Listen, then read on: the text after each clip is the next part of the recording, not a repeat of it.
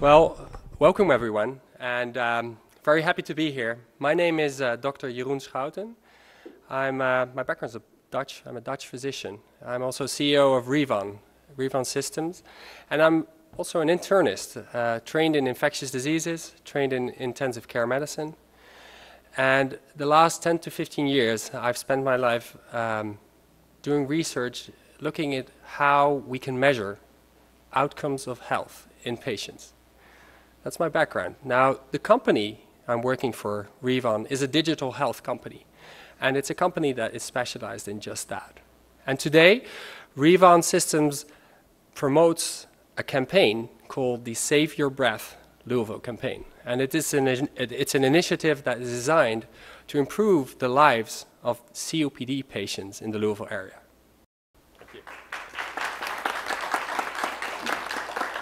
Thank you, Doc, and welcome everybody to Metro Hall here. I also want to welcome my colleague, Oldham County Judge Executive David Voegele. Always nice to work with you, sir, and magistrates as well, so thank you. And everybody else for joining us here today. And I want to thank our partners at GLI, as well as my Chief Innovation Officer, Ted Smith, who helped make this happen here today. So I come to this job as an entrepreneur, probably 35, 40 years now. And so certainly I know the power of innovation and how that's required to compete in the 21st century, and for some cases just even to survive. And you hear us talk a lot about our human development strategies, and that's around cradle to career. But it starts with the city value of lifelong learning, because the bottom line is, in today's world, if you're not learning always, all the time, and reskilling, you're in trouble. So innovation has got to be at the core of what we do as a community. You see that a lot of what we do, from everything from our micro factories, our civic accelerators, our co-working spaces, coding hackathons.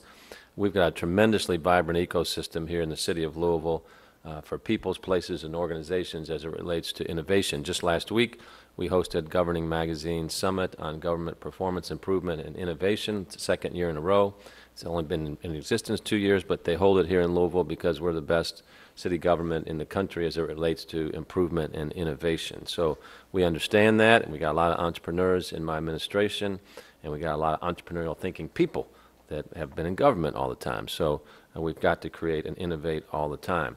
And entrepreneurs from all around our region are getting great recognition for the innovative work that they're doing and how we're taking technology and customer service, whether it's a patient or a process, to the next level here in our community. And one of those is Dr. Cedric Francois. Cedric is a well-known figure in our local entrepreneur landscape and the international landscape as well. And he's done a great job here in our city. We're thankful that he's been here. He founded Apellis Pharmaceuticals here, which is a biotech firm that's got its start at U of L and is now based up the road in Crestwood as well. And if you know Cedric, you know he is always thinking and always being creative. And clinical trials are now underway with a new company, REVON Systems, that we'll be talking about here more today. And REVON is exactly the kind of company that we want to have here in our region because it attracts talent from all over the world. It's in a very exciting stage right now. It's going to be growing very rapidly and, as importantly, helping a lot of people with their health care. So when people say, do I have to go to London to start a company, or do I have to be in Silicon Valley? Where you need to be is, you need to be where the talent is, you need to be where the idea is, and talent and capital are so mobile in today's world that you can start a company most anywhere. But we're proud for the amount of companies that are starting here, and REVON and Apellis are two great ones here that we're proud to have in their community. And when they combine a business mission with a community mission, and especially a public health mission like they've done with the Save Your Breath campaign, you know, that's when we say we got great corporate citizens helping our community in many, many different ways. And the values that guide our administration are lifelong learning, compassion, and health. So REVON has really put all of that together when you talk about and think about the Save Your Breath campaign. And what we focus on here is data. Show me the data. How does it affect our citizens? And that's how we guide our actions. So REVON's data-driven approach to dealing with COPD really aligns with a project that we've had going on in our community called Air Louisville, where we're using smart GPS connected inhalers to help collect data on when and where people are using the inhalers, particularly asthma sufferers. And then we combine that data with weather data, EPA data, so we can identify the connection between air quality, atmospheric conditions, and asthma flare-ups. I just had an updated report yesterday. We're seeing an 88% reduction in the use of asthma inhalers from the people that are enrolled in this project. So it's a stunning improvement where when we're giving people data that they are self-generating through a crowdsourced application, and then we use our open source and big data to pull that down and then communicate one-to-one to each of the patients. And if there's somebody that's having a particularly difficult time, then a nurse calls that patient and say, hey, what's going on? How can we help you further? So needless to say, a lot of insurance companies are going to be interested in that to reduce their cost of care and improve quality of life for their patients. So this is the kind of thing that can be done when you use a city as a platform to engage people, in this case, with their own personal health improvement, but by collecting all the data, we can improve the collective health of our community as well. So we're really the first city to be getting into a lot of these type of issues around the world, and it's really exciting when you think about the way that it improves quality of life. And REVON obviously now is ready to take this to a next stage as well. So this is some real cutting-edge work going on around the globe, and it's because there's just a bunch of different capabilities that are presenting themselves globally at the same time, everything from obviously GPS devices to big data, so we put it all together. So you're going to see more and more of this coming from Louisville and other cities around the world. Now, in addition to improving lives, I'm really happy to announce I want to thank REVON because they've entered into a partnership with Trees Louisville. Cindy Sullivan, their executive director, is here with us as well. So for every 10 patients who sign up for the Save Your Breath campaign, REVON will donate 1 tree to the city of Louisville. So I think that deserves a round of applause here. That is excellent because we know that planting more trees improves air quality and helps cool our urban heat island as well, and it just helps us all around with our sustainability goals here that we have for the city. So I want to really thank REVON for stepping up here in such an outstanding way as a corporate citizen. So it's a great job to you guys for that. So anyone who's working this hard to find ways to help people breathe easier and live longer and have better lives, I think, is a company that's motivated by compassion, and that's always a winning formula. So Jerry, and please give my best to the rest of the team, Abraham and others, Doc, Wes. It takes all of us to make this thing happen here in our community, so it's great, exciting stuff for Louisville and for patients all over the world. Thank you. Thank you.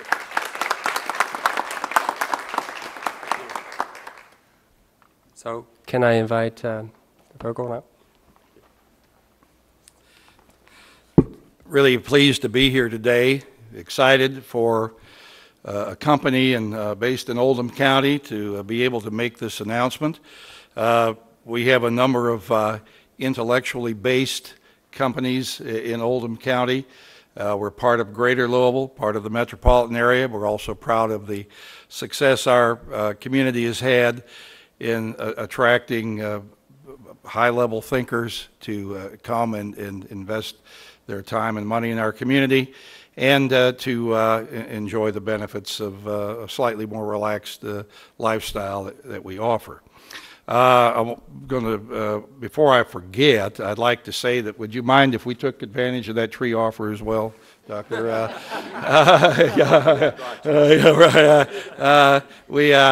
planted 100 trees in the last couple of years on Oldham County Parkway, and some of them died, and we've just taken them down in the last couple of weeks. So I'd love to get some replacements if we can have some people from Oldham County sign up, and we'll do something on Veterans Parkway as well, where the REVON is located. Really proud. We became aware of Apellis a few years ago and have worked closely with Dr. Francois to try to help expand their facilities in Crestwood. REVON's a spinoff, and so pleased to be able to be here today to wish this company well. This is a dynamite product that is going to be useful worldwide in rapid speed. I think it'll just be lightning and take off. In my own family, we have COPD issues, or had them. I'm sure probably most of the people in this room know someone who has suffered from lung cancer. My sister just had her right lung taken out a few weeks ago. Fortunately, she's on a track to healing. My father died from lung cancer 40 years ago, and my mother kept on smoking, kept on getting worse and worse. And so, and eventually she did live to 86, but it was a struggle the last number of years. And so that anything we can do to get people out in front and to think about their health, to learn what they need to do, to become sensitive to the issue that they're facing, I think is wonderful. And so that this new app is going to make it really much, much easier for the younger generation. Millennials know how to operate smartphones. People of my generation are learning to operate smartphones. Soon, everybody will be able to access various types of information, and certainly health information is a critical piece of our livelihood. They say you're not free if you don't have liberty, but if you don't have life, you can't have liberty. And people who have to struggle with their lives need this type of assistance. So I congratulate REVON. Doctor got behind me there somehow. So thank you so much. This is a wonderful idea, and I think it's going to be something that is going to be shared worldwide in warp speed and be useful to so many people. So appreciate the opportunity to be here today, and wish REVON and Apellis the best of success in their endeavor.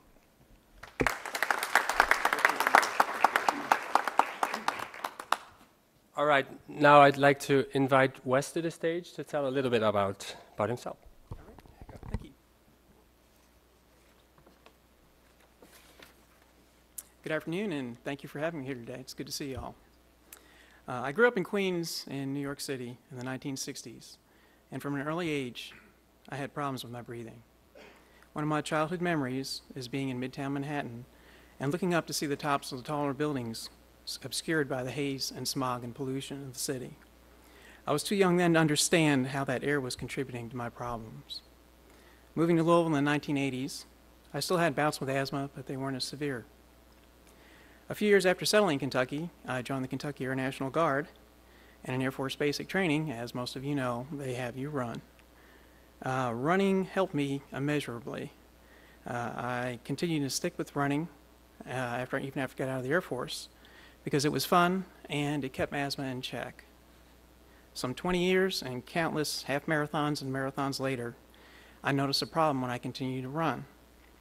I was out of breath. I was lightheaded. When I did a hill run, I was extremely dizzy. Over the next several months, the symptoms continued to get worse and worse, until one day in Seneca Park when I was running, I completely blacked out. A few doctor visits later, I was diagnosed with late stage 2 COPD. I was shocked. How could someone training for their next marathon and someone who's never smoked a cigarette in their life develop COPD? My confusion turned to deep concern as I learned of my possible long-term prognosis. Not only would I never be able to run like I used to, but my breathing was bad enough to affect my entire life. From playing with my grandkids to getting through a full day of work, I found new struggles. Flights of stairs were no longer a way to move from one floor to the other. They were a personal challenge. I worried about what the rest of my life would be like. But as luck would have it, I found an exceptional pulmonologist, and Dr. Anaya, there you are, I'm sorry. He's educated and advised me, along with prescribing the medication I need. I'm struggling to run again, although now with my COPD, it's closer to walking. I also began to use an application from REVON to track my medical indicators. The combination of these things has led to a marked improvement in my condition, which I can not only feel every day, but I can also see by using the application.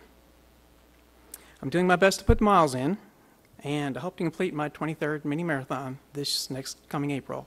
Although now they're probably going to need a calendar to time me versus using a stopwatch.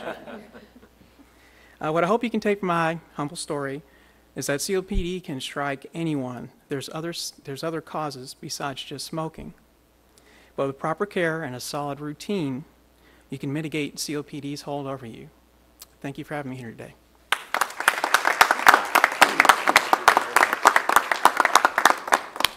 Well, thank you very much, Wes. That was a really great story. Irvin, can I ask you to come to the stage and tell yours? Well, thank you for having me here today. My name is Dr. Irvin Anaya. I'm a lung specialist here in town in Louisville, and I was invited to give a quick testimonial on how my patients struggle with COPD. Thank you, Wes, for your candid testimony and sharing your personal story with all of us. As you know, COPD is a phrase used, it stands for chronic obstructive pulmonary disease or lung disease, and it affects about 2 to 3 million people yearly in the United States. So with a new diagnosis of 2 or 3 million people with COPD, it's a significant disease. And as Wes alluded to, it's not just caused by smoking, but it's caused by exposure to chemical fumes, just air pollutants in general, and it sometimes happens in patients who have asthma who are just not diagnosed on time and go 20, 30 years untreated. So it's an unfortunate condition to have, and many people struggle with it. They have difficulty breathing. It can cause several symptoms. It can cause you to have daily cough. Sometimes it's just shortness of breath. Sometimes it's a combination of cough and shortness of breath. Others just feel like their chest is tight. Some have a lot of sputum, which is phlegm, and you know, they just struggle to get around and engage in their activities of daily living. So in the treatment of COPD, we strive for several goals, and we try to improve the patient's quality of life by mitigating the symptoms, controlling the symptoms, but we also try to slow the progression of the disease. And overall, we want to improve the patient's quality of life. So we use a lot of tools to measure the patient's quality of life. Some of them are questionnaires, some of them are vital signs, and you know, we then introduce medications if they are at the stage where they need it. The disease has 4 stages, so you can have mild all the way to severe. And typically the patients call if they feel poorly, but if a patient is quite stable, the office visits are usually twice a year, sometimes even once a year if it's a mild disease. But with the advent of digital technology, it's really improved the management of my patients. Many of my patients are using an app produced locally, which is a digital application you can use on a browser or on your phone, and it monitors many parameters that we tend to ask for anyway when the patient comes into the office.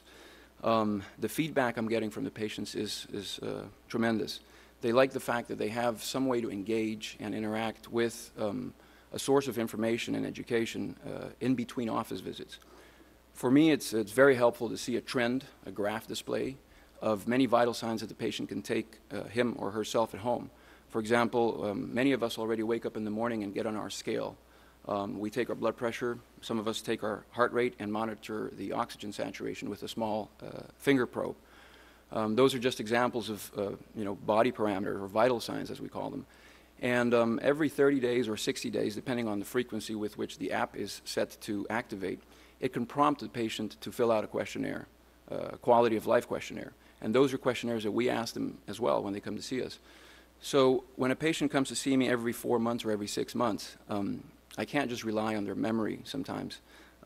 Their recent events, a few days ago, bias is the account that I get from the patient. It's well-known, research demonstrates that we can't recall all of the episodes of flare-ups that we've had or all of the bad days that we've had after 4 or 6 months.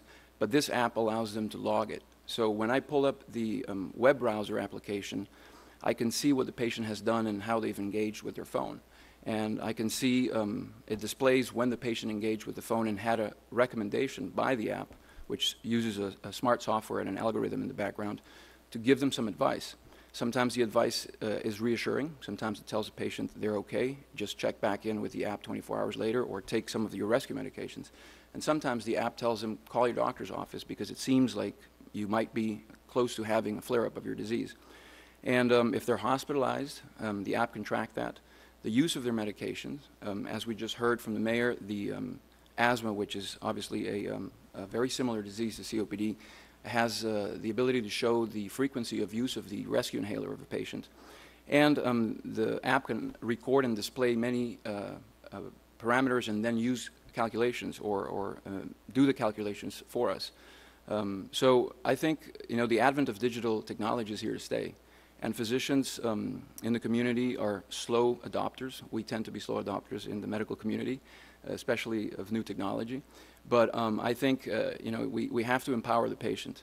We have to listen to the patient. The consumer, in this case the patient, is ultimately the person who is you know, going to benefit most from this. If you make your patient an active participant in the management of their disease, then you're going to have better outcomes. And we're moving toward an outcomes-based you know, reimbursement of physicians. And these apps provide data. And as the mayor just mentioned, show me the data.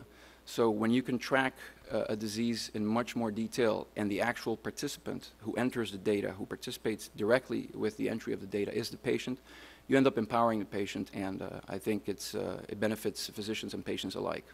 I just want to thank REVON, thank the mayor for inviting me, and I think this Save Your Breath campaign is a great initiative for Louisville. Thank you.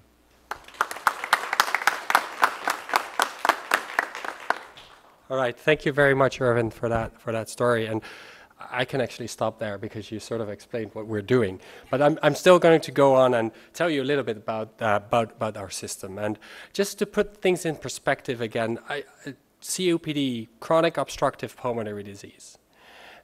It's a disease that essentially has no cure. You cannot cure from it, but as we heard from Wes, you can really live well with it if you keep it controlled. And by living healthily, by taking your medication at the right times, by training and rehabilitation, and by early recognition and treatment of flare-ups, or exacerbations, they're also called, of COPD, there's really a way to have a really good and worthwhile life. And I think that's very important to notice. It is a burden. COPD is a large burden in society, and we heard it from Irvin. It's the third lead cause of death in the United States. It's the second lead cause of disability in the United States, and it's one of the most important reasons why patients get admitted to hospital here in the United States.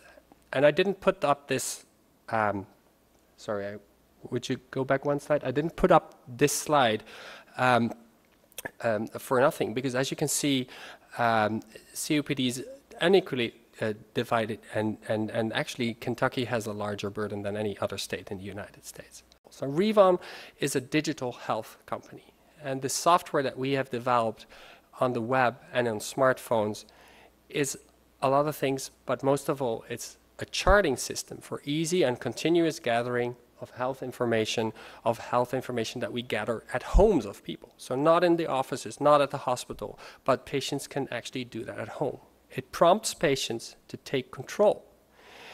It takes measures of COPD health and it provides feedback. It educates patients on COPD signs and symptoms.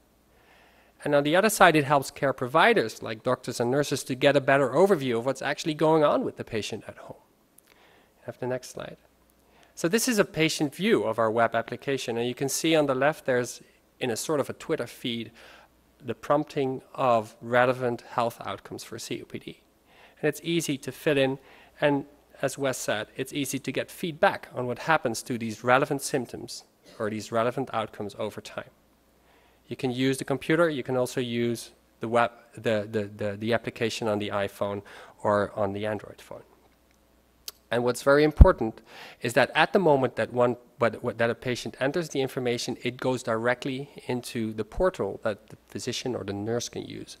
And it enables the doctor or the nurse to review what's been happening with the patient over the last 6 months, in the time that the patient has not been into the practice.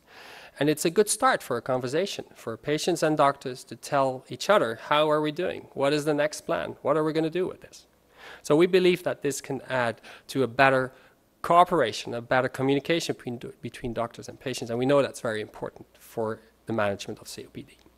Now, apart from that, and Irvin already alluded to it a little bit, we use the data that are input into the system to feed, if you will, an intelligent decision support system. We call it the Smart Symptom Tracker. And it actually helps by using the data that's put in on a daily basis and reflecting the data that's been put in on the background of the patient, the comorbidities, the other diseases that a patient has, but also the other risk factors like smoking or environmental risk factors. We can use those all in an intelligent algorithm to help patients understand early signs and symptoms of a flare-up of COPD, which, remind you, is so important to recognize early. And it will help a patient to make informed decisions, if you will, about the questions that patients are confronted with every day. Should I go to the hospital with my current complaint? Should I actually call the doctor today, or can I wait until tomorrow? Should I actually call 911? So it helps at least giving more information, more background on the current status of a patient, the current health status, and make that decision more easily. Now, this is just how that would look like. And what you can see here is that every time when the patient enters in a relevant value, a symptom, it checks if that value is different from the value that was put in before. And if it's significantly different, if it's significantly worse than the previous value, then the system will automatically activate an algorithm that will ask a couple of extra questions, as you can see on the right side. Extra questions to get a better feel, if you will, of what's really going on with the patient.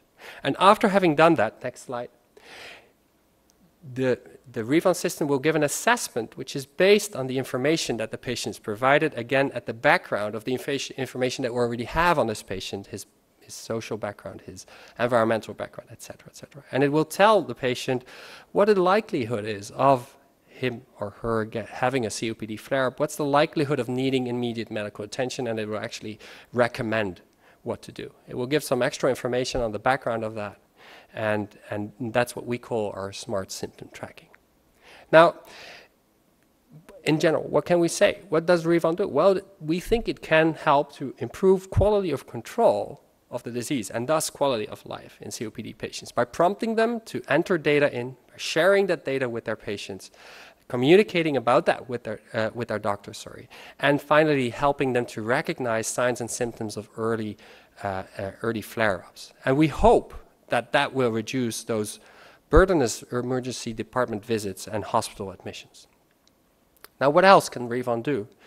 And I was really pleased to hear the mayor talk about Propeller Health, because we feel that REVON can also help to build a real-time population health based on COPD specifically, much more than on asthma, but on COPD in Louisville. And that's something that patients can opt in to do. Health data, share the data, and find, if you will, patterns of disease. Better understand how COPD is distributed and controlled over time, recognizes patterns, compare with other databases that we have available in the city to see where we can maybe learn from that. And we could have a situation ahead where it could teach us how we should target specific populations, specific groups of populations in the community to get a better control of their health. So that's really where we want to go. Now, how can you join? Well, it's very easy. We have a Save Your Breath website. It's open today, and every patient who has COPD can sign up and start tracking for free. Physicians and nurses can sign up and they can start following the health of their COPD patients by inviting them from today. And obviously, I will ask all of you to tell your friends, tell your family, tell everybody you know who has COPD, who knows someone who has COPD, to sign up and to make this a community effort, to make this a real campaign. And a real campaign cannot do without proper goals. And I think we've formulated some bold goals here. They have to be ambitious, obviously. But we believe that, well, if we are able to get a community using software to track their health, communicate better with their doctor, and be alerted earlier about possible exacerbations of COPD, we might be able to reduce those admissions and ED visits by 20% in 2020. And also, we want to improve the quality of life of these patients. And we believe that we could decrease the average of unhealthy days per month in the Save Your Breath campaign by 20% in 2020. Those are our goals. This has been a Metro TV production, a public service of Louisville Metro Government.